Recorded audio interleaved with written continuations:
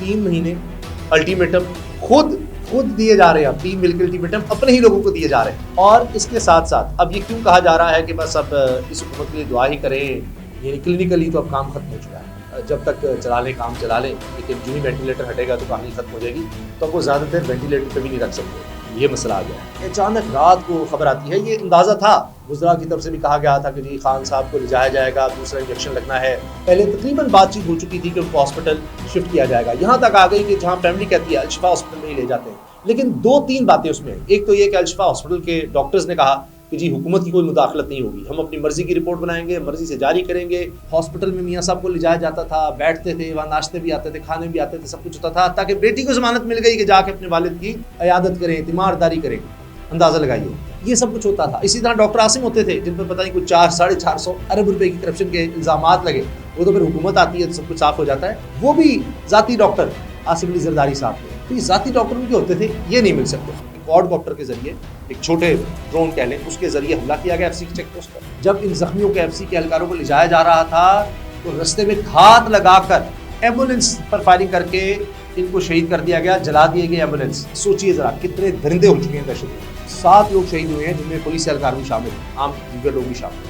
इस साल के आखिर में या अगले साल के शुरू में कोई इलेक्शन हो सकते हैं, इस तरह की बातें चल रही हैं, ये डिस्कशन हो रही हैं इस्लामाबाद की राहदारी में। अस्सलाम वालेकुम। उमूमन हमारे यहाँ रमज़ान मुबारक के दरमियान सियासत में थोड़ा सा मामला ठंडा रहता है, बयानबाजी भी ले लें, सेशंस भी ले लें कि रमज़ान मुबारक है तो लोग सहरी इफ्तार में होते हैं, फिर तरावी का एहतमाम, ये सब कुछ।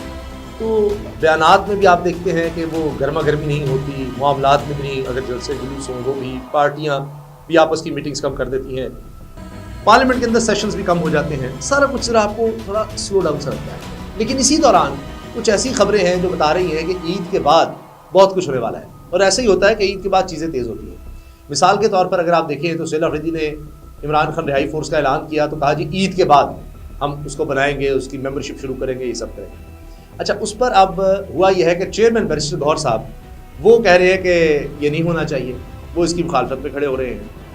चेयरमैन बैरिस्टर गौहर की चेयरमैनशिप भी खतरे में है कि जी खान साहब से जब भी मुलाकात हो गई तो मामला इनका खत्म हो जा सकता है, ये तौर चेयरमैन हटाए जा सकते हैं, जिस तरह से अली बिन गंजापुर को हटा दिया जाए। ये बातें भी चल रही हैं।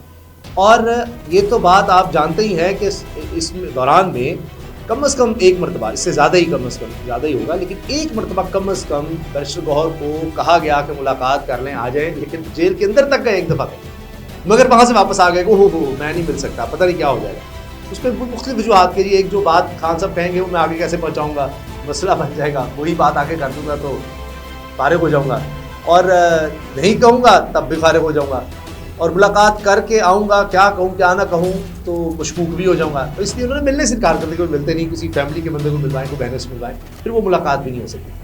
अच्छा, अब आप ये देखिए कि जो मैं गर्मा गर्मी की बात कर रहा हूँ उसमें एक तो 3 महीने अल्टीमेटम खुद दिए जा रहे हैं, 3 मिलकर अल्टीमेटम अपने ही लोगों को दिए जा रहे हैं।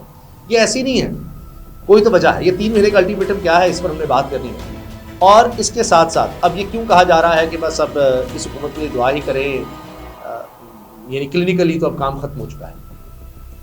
कभी भी ये हुकूमत स्टेबल नहीं हो सकी थी 4 साल में, लेकिन अब जिस तरह होता है कि आखिर आ गया है, अब तो बस ऐसे ही वेंटिलेटर वाला हिसाब है, जब तक चला लें काम चला लें, लेकिन जो ही वेंटिलेटर हटेगा तो कहानी खत्म हो जाएगी। तो अब वो ज़्यादा देर वेंटिलेटर पे भी नहीं रख सकते, ये मसला आ गया है। इस पर हमने ख़ास तौर पर बात करनी है कि ये सारा चक्कर क्या है, क्यों ये इस तरह की बातें की जा रही हैं, इस वक्त माहौल क्या बना हुआ है, इस पर हम बात करेंगे। लेकिन पहले मैं जो अर्ज़ करना चाह रहा हूँ कि तो रात को डेवलपमेंट हुई कि अचानक रात को खबर आती है, ये अंदाज़ा था, गुजरा की तरफ से भी कहा गया था कि जी खान साहब को ले जाया जाएगा, दूसरा इंजेक्शन लगना है। पहले तकरीबन बातचीत हो चुकी थी कि उनको हॉस्पिटल शिफ्ट किया जाएगा, यहाँ तक आ गई कि जहाँ फैमिली कहती है अल-शिफा हॉस्पिटल में ही ले जाते हैं। लेकिन 2-3 बातें उसमें, एक तो ये कि अल-शिफा हॉस्पिटल के डॉक्टर्स ने कहा कि जी हुकूमत की कोई मुदाखलत नहीं होगी, हम अपनी मर्जी की रिपोर्ट बनाएंगे, मर्जी से जारी करेंगे, कोई हमसे हुकूमत उसमें ना पूछे। एक तो सबसे बड़ा मसला ये आ गया। दूसरा ये भी हुआ कि यहाँ भी मामला ख़राब हुए, कहा गया कि जी फैमिली का जो मेंबर है वो बहनें नहीं होंगी, वो कासिम साहब होंगे, वो इमरान खान कज़न है, वो आ सकते हैं, वो बड़े भोले से आदमी हैं। कहा गया नहीं, अलीमा साहब ने कहा नहीं, बहनों में से किसी को लाना है, कासिम क्या कहेगा कुछ पता नहीं, वो आकर बात सही करने लगे। फिर ज़ाती डॉक्टर को नहीं जाने देना, ये भी बात उस वक्त आई थी, तो मामला सारा उस वक्त हो गया था। लेकिन इलाज तो होना था, इंजेक्शन तो अगला लगना था, ये तो कन्फर्म था। इशारे ज़रूर देते रहे गुजरा लेकिन उसके बाद बात ये सामने आई कि जी यही कोई 24-25 तारीख या 23 तारीख या 23 फरवरी को अगला इंजेक्शन लगना है, तो तब ले जाया जाएगा उनको हॉस्पिटल। नाम नहीं बताया गया। इसमें अगर आप देखें तारिक हसन चौधरी साहब भी इस तरह की बात कर रहे थे, दीगर वज़रा ने भी कहा था कि जिनको ले जाना है सबको था इंजेक्शन लगना है। अब रात गए, यानी इस तरह समझिए कि सहरी के औकात होने वाले थे, उस वक्त खान साहब को ले जाया जाता है। मुख्तलिफ गाड़ियाँ नज़र आती हैं, लोग वीडियोज़ भी बनाते हैं कि जी देखें गाड़ियाँ जा रही हैं, सिक्योरिटी के खास इंतजाम आते हैं, लेकिन इतनी रात में ना फैमिली को बताया गया, ना कोई ज़ाती डॉक्टर को बताया गया। फिर क्या होता है, वही बात जो पहले जिस तरह प्रोसीजर था। फ़र्क सिर्फ ये है कि पहले तो खबर बाद में निकली और एक साफ़ी सामने लेकर आया। इस दफ़ा पिम्स की प्रेस रिलीज़ आ ही गई, पहले आ गई कि जी खान साहब आए हैं, उनका इलाज किया गया है। हैरानकुन तौर पर इस दफ़ा ये भी बताया गया कि अमराज़ क़ल्ब, दिल का डॉक्टर, दिल के अमराज का डॉक्टर वो भी था, और बुनियादी उसने कुछ टेस्ट वगैरह किए हैं, वो नॉर्मल है। हर चीज़ नॉर्मल बताई जा रही है, ये भी नॉर्मल, वो भी नॉर्मल। बाकी को भी कहा, जनरल फिजिशियन जो जनरल डॉक्टर होता है उसने भी सारा चेक किया कि बिल्कुल ठीक है। उसके बाद फिर प्रोसीजर किया गया और सारा प्रोसीजर कर दिया गया है। दूसरा इंजेक्शन अब लगना था, वो लगा दिया गया है।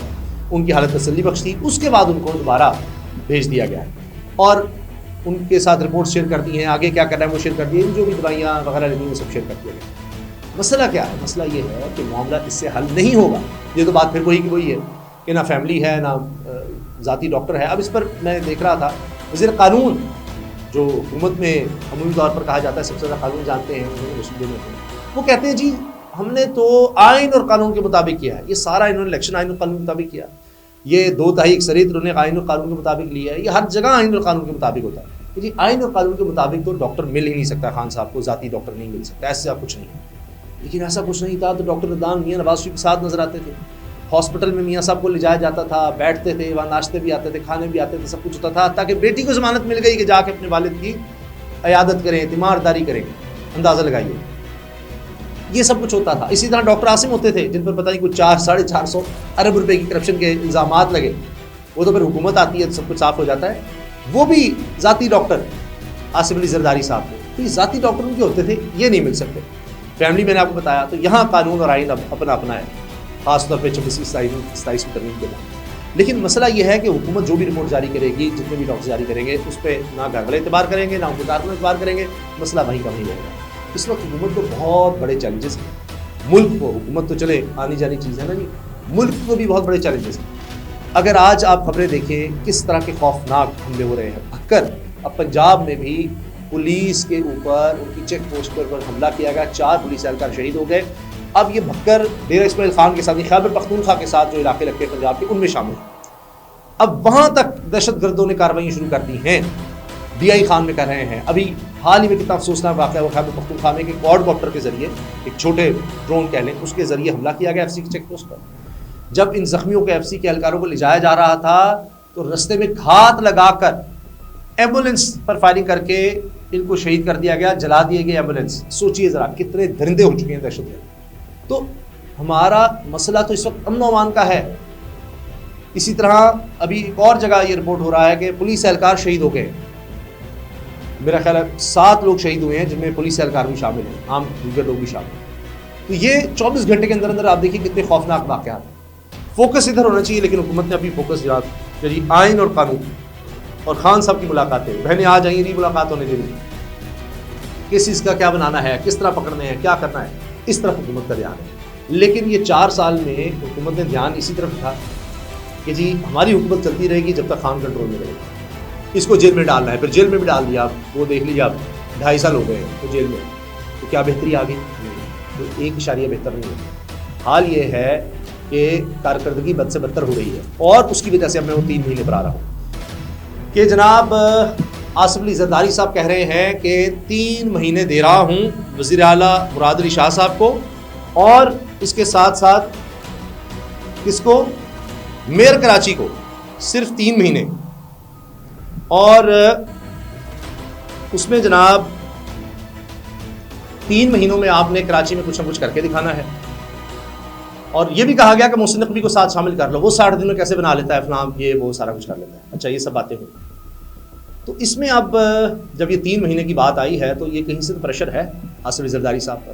पहले उन्होंने खान साहब पर चढ़ाई की, अब वो अपने लोगों पर चढ़ाई कर रहे हैं, कहीं से कुछ प्रेशर है कि 3 महीने में परफॉर्म करो। इस तरह मैं पढ़ रहा था कि आरिफा साहिबा हैं जो लिखती हैं डॉन में, प्रोग्राम भी करती हैं, वो भी कह रही हैं कि जब भी पाकिस्तान में हमारे यहाँ हुकूमत की तब्दीली की हवाएं चलती हैं तो वो जो चीज़ें होती हैं वो तो होने लग गई हैं। जिसको भी देखें वो इस तरह की बातें करने लग गया है, एक फ्रस्ट्रेशन सी नज़र आ रही है, परेशानी नज़र आ रही है, क्योंकि ना गवर्नेंस ठीक हुई, ना मीशत ठीक हुई, ना अमन ठीक हुआ। 4 साल हो गए हैं, तो 5वां साल तो वैसे इलेक्शन का होता है, तो इनके तो इरादे कोई नहीं है इलेक्शन के। खैर वो जब वक्त आएगा 2024 में कराने का ख्याल है 29 तक, लेकिन काम बड़ा गड़बड़ है। और इस तरह की बातें हो रही हैं कि जी इस साल के आखिर में या अगले साल के शुरू में कोई इलेक्शन हो सकते हैं, इस तरह की बातें चल रही हैं, ये डिस्कशंस हो रही हैं इस्लामाबाद की राहदारियों में। अब इसी तरह हबीब अकरम साहब ने ये जुमले कहे, सीनियर साफ़ी हैं, कि जी क्लिनिकली तो काम ख़त्म हो चुका है, बस जितना अर्सा चलाना है चला लें आप, बस अब इनकी कोई आसानी हो जाए कि आप कर लें, इनका खात्मा होना है इस हुकूमत का, बस आसानी से हो जाए, ये इनका हाल हो चुका है। तो अब देखते हैं कि जिस तरह कहा जाता है वेंटिलेटर पर तो मामला कितना अर्सा चलते हैं। लेकिन मैंने आपको बता दिया कि जो अल्टीमेटम अब अपने ही लोग देने लग गए हैं, उसमें आप देख लीजिए बड़े वाज़ेह इशारे हैं, हालात इस तरफ इशारा कर रहे हैं। कुछ लोग कौमी हुकूमत की बात कर रहे हैं, जिस तरह फवाद चौधरी साहब, उसमें आप देखें कि मिस्टर साहब भी शामिल हो गए हैं, और इसमें यह भी कहा जा रहा है कि उसके बाद कौमी हुकूमत के जरिए इलेक्शंस हो जाए। यानी बहुत सी राय ली जा रही है, बहुत कुछ कहा जा रहा है।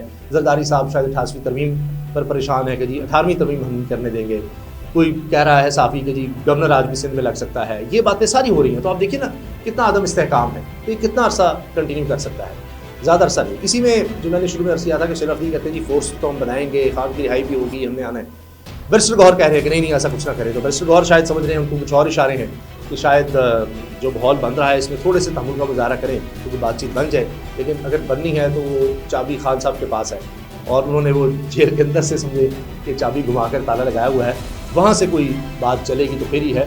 अभी तक तो सिर्फ डील इतनी ऑफ़र की है नीमा साहिबा ने, उस पर भी कोई खास पेशरफ नहीं हुई कि हम नाम नहीं लिया करेंगे, हमारे भाई को सिर्फ हॉस्पिटल में ले जाएँ, वहाँ फैमिली के होते हुए, उसके ज़ाती डॉक्टर्स के होते हुए उसका इलाज करवाएं। तो देखते हैं आने वाले दिनों में क्या होता है, इंशाल्लाह आपको अपडेट रखेंगे। अल्लाह हाफ़िज़।